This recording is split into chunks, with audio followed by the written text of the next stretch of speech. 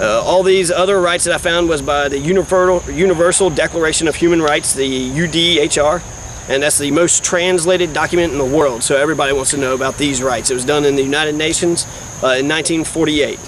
Oddly enough, the same year Israel was created. All the freedoms we have, I mean, mankind, women, everybody, every person is born and they are free and equal in rights. We have a right to self-preservation. We have a right to preserve ourselves, our bodies, our person. If we are threatened, we have a right to get out of Dodge. We have a right to defend ourselves. We have a right to defend ourselves and our property.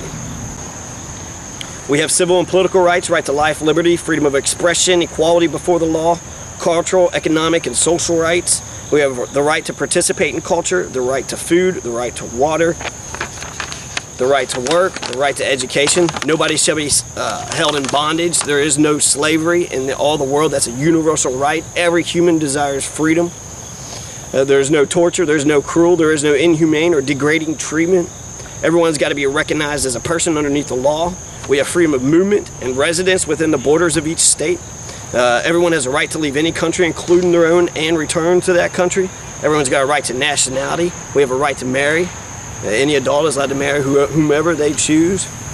The family is the natural and fundamental group unit of society and is entitled to protection by society and the state. Everyone's got a right to own property alone and with other people.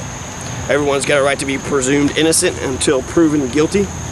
Everyone has a right to seek asylum from persecution in other countries.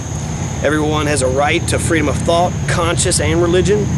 Everyone has a right to freedom of opinion and expression, to receive and impart information through any media and regardless of frontiers.